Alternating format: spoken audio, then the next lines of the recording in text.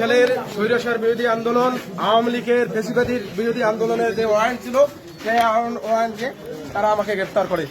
2:45 ঘটিকার সময় বিজ্ঞ আদালতের পরোয়ানাভুক্ত হত্যা মামলা, 3টি হত্যা মামলার পরোয়ানাভুক্ত আসামি সোহেল রানা, পৌর জামায়াতের আমির, তাকে গ্রেপ্তার করা হয়।